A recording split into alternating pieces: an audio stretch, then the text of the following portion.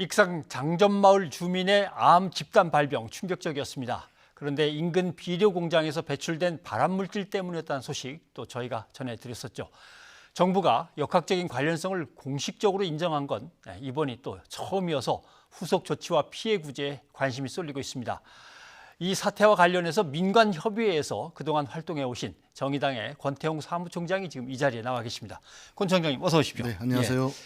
2017년 11월에 네. 그 마을에 환경 기초 조사를 하시고 네. 이게 발암물질 때문이다라고 이제 결론을 내셨던 건데 이번에 환경부 조사 결과도 똑같은 겁니다, 그죠? 그렇습니다. 이제 장전마을이 환경 피해를 입기 시작한 것은 2001년도에 예. 비료 공장이 마을 위쪽에 산기슭에 들어오면서부터예요. 그러니까 2017년 11월에 익산시의 주민들의 요구를 통해서 첫 조사를 했는데 토양, 그다음에 그 지하수, 그다음에 이 공기 중에 이런저런 오염물이 쌓인 먼지 이런 데서 두루두루 다원 방향적 탄화수소라고 하는 네. 1급 발암물질이 검출이 된 겁니다. 그래서 그 뒤에 2018년도에 1년 동안 환경부가 조사를 했어요. 예. 그리고 원래 1년 조사를 했으니까 올해 초에 발표를 했어야 되는데 네. 이 조사 결과에 대해서 환경부하고 주민 측의 해석이 매우 달랐어요. 환경부는 과학적으로 충분히 입증되기에 부족하다. 이런 입장을 가지고 약간 모호하게 결론을 내리려고 했고 주민 측에서는 그게 벌써 공장을 2017년 4월부터는 가동 안 했거든요. 예. 그러니까 가동 안 한 뒤에 8개월 뒤부터 조사를 시작한 거예요.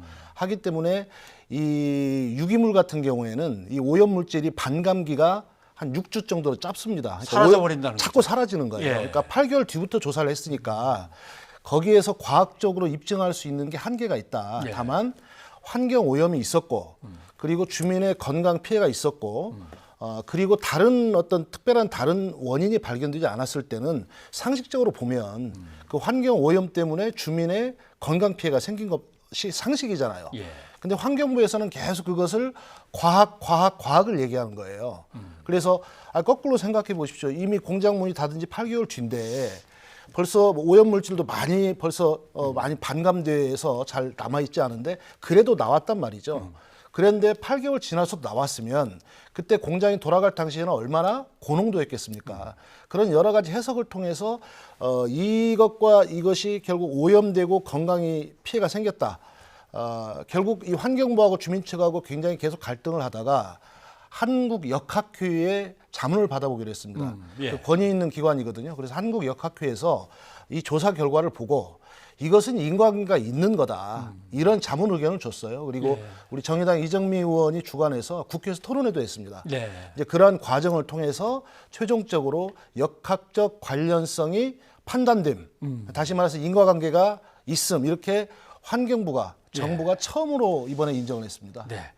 아니 99명이 사는데 22명이 발암 물질과 관련해서 이제 병에 걸렸고 14명이 숨졌다면 이건 엄청난 상황인데 그것도 이렇게 좀 미적미적하는 경우가 그 통계는요. 예. 2017년까지 예. 공식적으로 암 등록 자료에 등록된 자료입니다. 아하. 현재까지는 장전마을의 암 환자가 33명이고요. 33명. 예. 그 중에 17분이 돌아가셨고요. 예. 16분이 지금 암투병을 하고 계시고요. 또 6명이 현재 정밀 검사를 받아야 된다라는 대기 상태에 있습니다. 예. 예, 그리고 비록 당장의 암은 아니지만 피부병이나 여러 가지 이제 면역계 질환 그렇죠. 이런 것들로 굉장히 고생들 많이 하고 계세요. 알겠습니다. 근데 환경부 조사 결과에서 이제 드러난 연초박이라고 하는 것, 담뱃잎 찌꺼기라고 이제 흔히 얘기를 합니다만은 이게 발암 물질의 원인이다라고 했는데 이건 퇴비로만 사용한다고 하는데 이게 어떻게 비료 공장으로 온 겁니까?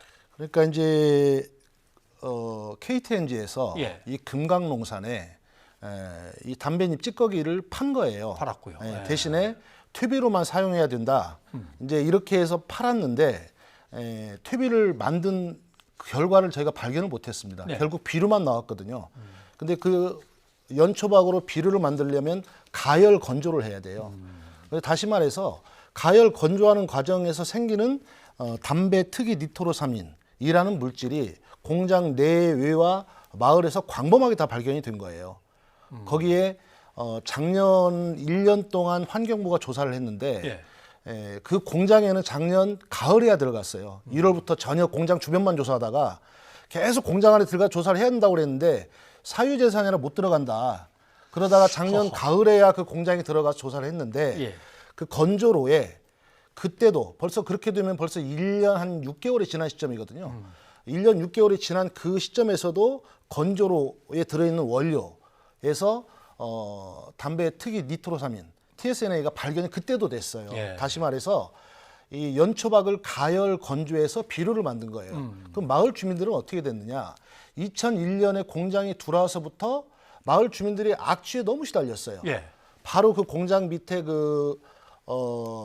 축산을 하는 네. 그 분 같은 경우에는 저기압일 때는 안개 깔리듯이 하얗게 밑에 깔렸대요. 악취가 너무 심하고. 예. 오죽하면 그 공장의 원래 사장님이 폐암으로 돌아가셨어요. 사장님, 공장 사장님. 내 사장이. 예, 지금은 그 뒤에 운영했던 분은 그 사장님의 아들이에요. 예.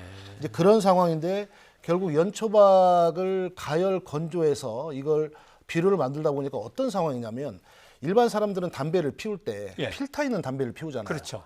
근데 여기는 그냥 이를테면 필터 없는 담배를 예. 24시간을 피운 거예요. 주민들이 10년 넘게. 마치 입에다가 담배를 잔뜩 물고 그냥 마구 피운 것처럼 되는 겁니까? 그렇습니다. 그래서 그 일하시다가 밭에서 쓰러지셔서 병원 가시기도 하고 주민들이 많은 민원을 넣었지만 결국 그동안 무대책으로 있다가 이렇게 큰 재앙 같은 피해가 난 겁니다. 예. 99명 살고 있는 마을에 33명이 암 환자, 지금 17명이 결국 숨졌고 그렇습니다. 또 대기하고 있는 사람들도 이제 있다고 네, 하셨는데 네, 네. 한번 마을 주민을 직접 좀 연결해 봐야겠습니다. 예.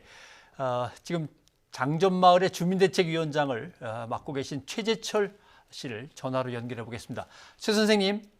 예, 안녕하세요. 예, 잘 들리십니까? 예. 예, 잘 들리고 있습니다. 예. 지금 돌아가신 분 말고 투병 중인 분들의 상황은 어떻습니까? 건강이? 지금 그 원대 원광대학교 병원에서 3개월 정도 지켜보자 예. 이런 입장인데요. 어쨌든 주민들은 굉장히 불안하고 또 자기가 또 암으로 판명될까봐 굉장히 걱정을 하고 있는 그런 상황입니다. 예.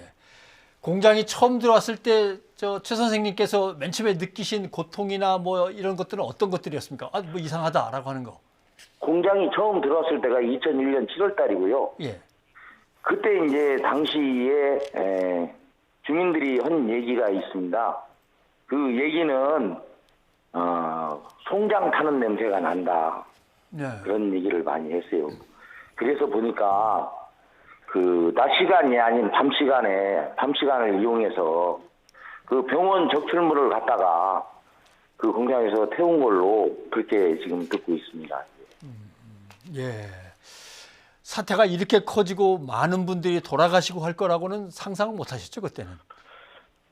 상상 못했죠. 지금까지도 주민들이 그 연기를 마시고 또 그 오염된 지하수를 먹으면서도 그것 때문에 그 공장 때문에 죽는다는 생각을 안 했어요.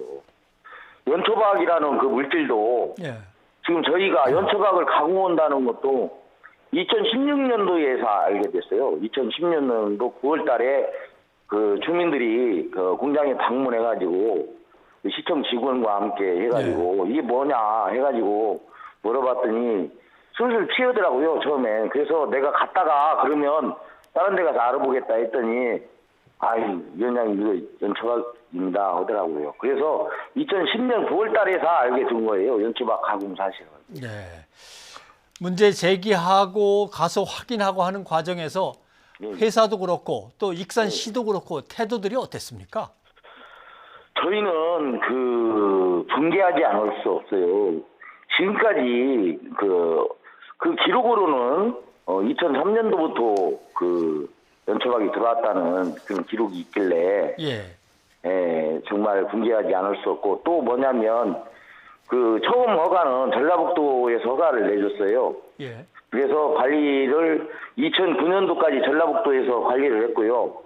2009년도 이후에는 익산시에서 관리를 했습니다만은 그 연초박이 그렇게 그 유해하다는 사실을 주민들한테 행정에서 알리고 이걸 좀 대처를 했어야 하는데 그 부분에 대처를 않고 주민들한테 알리지 않고 주민들이 이런 고통 속에 빠지고 죽고 또 기타 피부암이나 이런 것 때문에 고통을 받고 기타 질병으로 또 이렇게 주민들이 뭐 칼로 살을 도려내고 싶다고 할 정도로 하는 후유병으로 앓고 있고 그렇기 때문에 지금 생각해보면 행정이 너무나 정말 했다 하는 생각이 들고 분개하지 않을 수 없는 그런 상황입니다. 그러면 이제 어디 소송도 하시고 그다음에 어디 항의 방문도 하시고 뭐 계획이 있으십니까? 예, 저희는 이제 차후 계획들을 세워 나가야 됩니다. 지금까지 과정이 그나마 환경부에서 이런 결론을 내준 것이 좋기는 합니다만은 이 작은 마을에서 주민들이 이런 큰 일들을 헤쳐나가기에는 너무 벅차고 힘이 듭니다. 그렇지만 뭐 저희들이 가만히 있으면 그 누구도 뭘 거저 갖다 줄 거라고는 생각을 안 해요. 어쨌든 이 상황에서 정부에서 그 인정을 해서 주민들은 좋지만 또 한편으로 생각하면 정말 이 작은 마을, 이 고통의 마을을 정부가 정말 직접 나서서 좀 진솔하게 처리해 줬으면 하는 생각도 들고요.